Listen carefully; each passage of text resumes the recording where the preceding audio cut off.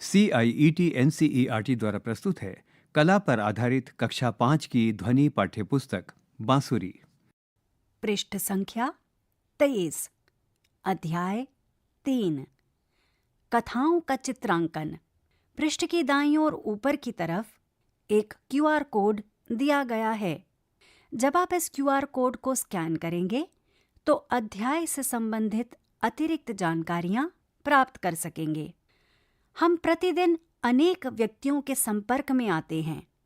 प्रत्येक व्यक्ति के चलने, बोलने, हंसने, वार्तालाप करने और अपने भाव व्यक्त करने की एक भिन्न शैली होती है। आपने यह भी अवश्य ही देखा होगा कि प्रत्येक मनुष्य की छाया भी भिन्न होती है। अपने प्रिय व्यक्तियों के विषय में सोचें और यह भी विचार कीजिए कि आपको उनके साथ रहना क्यों अच्छा लगता है।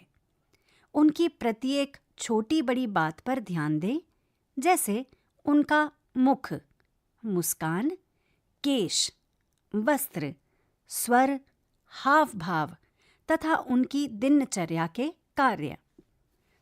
इस अध्याय में आप व्यक्तियों के क्रियाकलापों और उनके आसपास की वस्तुओं को ध्यानपूर्वक देखना सीखेंगे।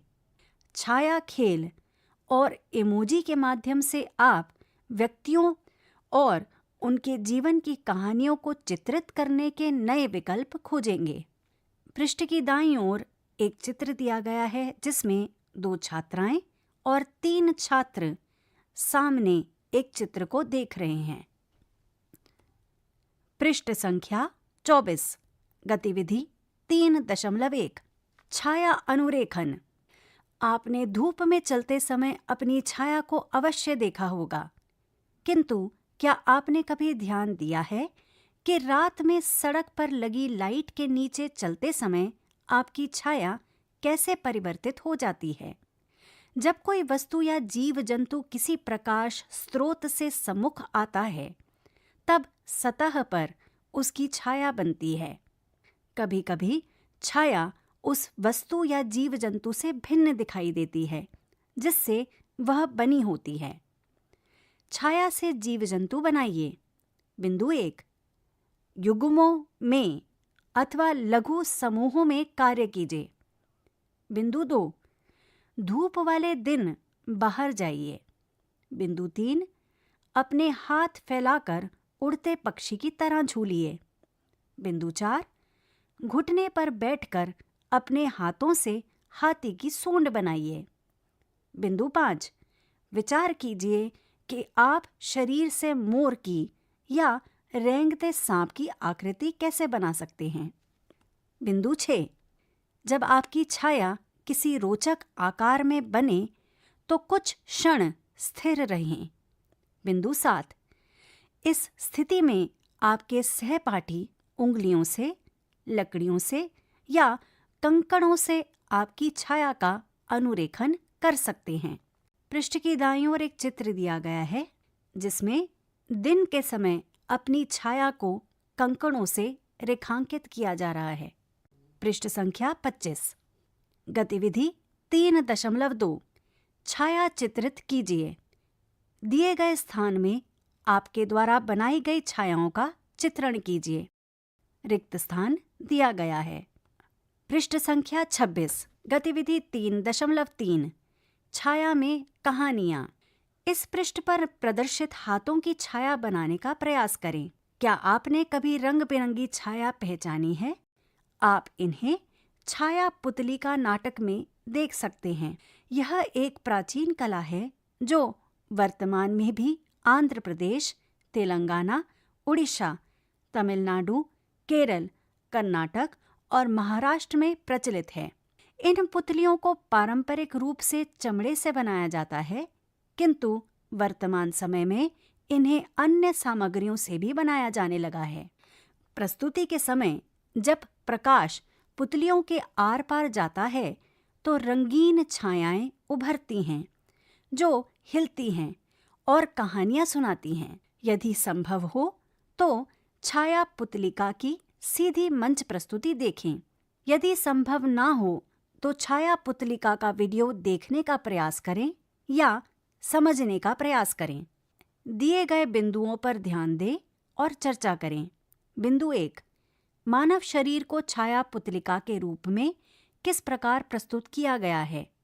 बिंदु 2, पुतलियों के विभिन्न भागों को किस प्रकार जोड़ा गया है। पूर्व में की गई गतिविधि में आपने देखा कि कैसे आप अपने शरीर से विभिन्न जीवों की छाया बनाते हैं। अब उन्हें वास्तविक चरित्रों में परिवर्तित कीजिए और एक कहानी की रचना कीजिए। बिंदु 3, पूर्व में बनाए गए छायाचित्रों को एकत्रित कीजिए। बिंदु 4, उन्हें चरित्रों के रूप में विकसित कीजिए और एक छोटी कहानी बनाइए। बिंदु 5, लगभग 100 शब्दों में एक कहानी की रचना कीजिए और उसे अपने मित्रों के साथ साझा कीजिए। पृष्ठ की बाईं ओर नीचे की तरफ एक पुतली का चित्र दिया गया है। पृष्ठ संख्या 27। दिए गए स्थान में अपनी कहानी का कोई एक दृश्य चित्रित कीजिए। रिक्त स्थान दिया गया है। पृष्ठ संख्या 28। गतिविधि 3.4 इमोजी बनाना। हमारी मुखाकृति हमारी भावनाओं का झरोखा है। केवल किसी की मुखाकृति को देखकर ही आप उसके मनोभावों का अनुमान लगा सकते हैं। हंसता हुआ चेहरा आनंद का लोकप्रिय प्रतीक है। आपने भी कभी इसका उपयोग किया होगा। इमोटिकॉन्स ऐसे साधारण चित्र या चिन्ह होते हैं जो भावनाएं व्यक्त करते हैं। इमोटिकॉन्स ऐसे साधारण चित्र या चिन्ह होते हैं जो भावनाएं व्यक्त करते हैं। आप सामान्य विराम चिन्हों का उपयोग करके इन्हें बना सकते हैं।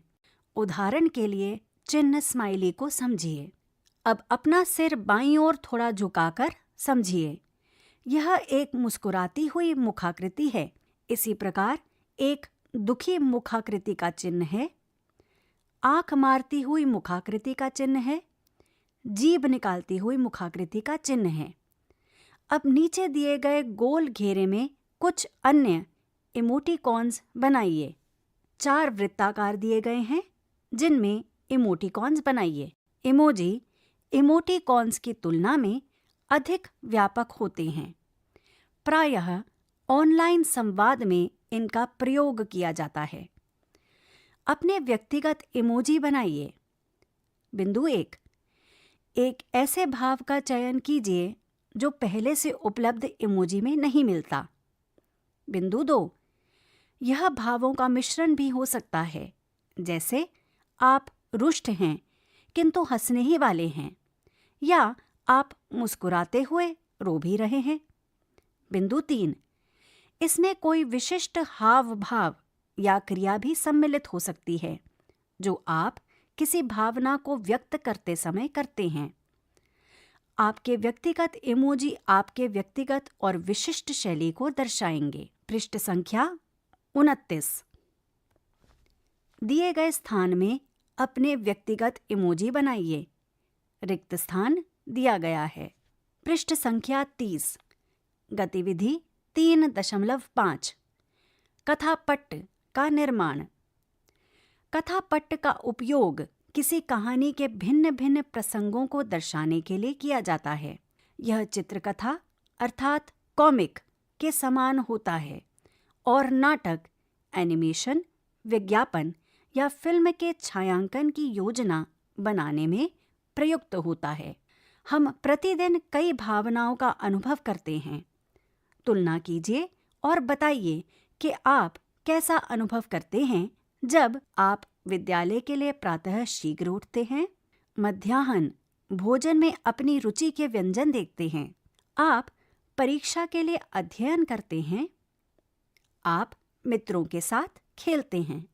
ध्यान दीजिए, अन्य व्यक्तियों की दिनचर्या आपकी दिनचर्या से भिन्न हो सकती है।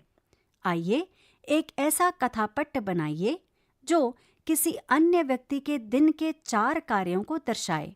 बिंदु 1, किसी ऐसे व्यक्ति का चयन कीजिए जिनसे आप परिचित हैं या जिन्हें आप प्रतिदिन विद्यालय जाते समय देखते हैं। वह कोई शिक्षक, परिवार का सदस्य, सब्जी विक्रेता, सुरक्षाकर्मी, बस कंडक्टर या कोई अन्य व्यक्ति भी हो सकता है। बिंदु 2, कल्पना कीजिए कि आपके दिन की 4 भिन्न भिन्न गतिविधियां क्या हो सकती हैं। ऐसा करते समय स्मरण करें कि नृत्य और रंगमंच में शरीर कैसे विभिन्न भावनाओं को व्यक्त करता है। अग्रिम पृष्ठ पर दिए गए प्रारूप का उपयोग करके अपना कथापट तैयार कीजिए। बिंदु 3, चारों दृश्यों के लिए गतिविधियों और भावों का लेखन कीजिए। बिंदु 5, प्रत्येक दृश्य को अग्रभूमि, मध्यभूमि और पृष्ठभूमि में विभाजित कीजिए। बिंदु 5, एक व्यक्ति को केंद्र में रखें और उसकी शारीरिक भंगिमाएं, गतिविधियों अथवा क्रियाकलापों और मुखाकृति के भाव दर्शाइए। बिंदु 6, आपके द्वारा निर्मित कलाकृति में रंग भरिए। पृष्ठ संख्या 31। पृष्ठ 4 भागों में विभाजित है। हर भाग में चित्र बनाइए जिसके लिए रिक्त स्थान दिया गया है। उसकी गतिविधि और भाव लिखिए। पृष्ठ संख्या 32। आकलन। अध्याय 3, कथाओं का चित्रांकन। यहाँ एक तालिका दी गई है जिसमें 5 स्तंभ और 3 पंक्तियां हैं। स्तंभ 1, पाठ्यचर्या लक्ष्य। स्तंभ 2, दक्षताएं। स्तंभ 3, अधिगम प्रतिफल। स्तंभ 4, शिक्षक। स्तंभ 5, स्वयं। स्तंभ 1, पाठ्यचर्या लक्ष्य। पंक्ति 1, CG 1, दक्षताएं C1.1।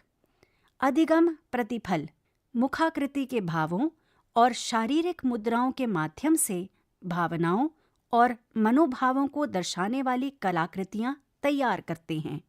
पाठ्यचर्या लक्ष्य CG 2, दक्षताएं C2.1। अधिगम प्रतिफल, छाया खेल के माध्यम से अपनी कल्पनाओं और दृश्यों को दर्शाने वाले चित्र बनाते हैं।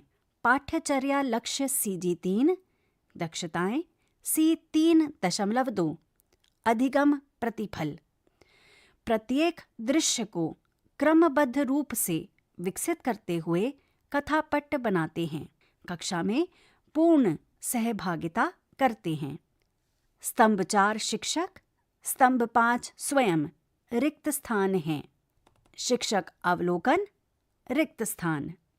अन्य टिप्पणियां, रिक्त स्थान।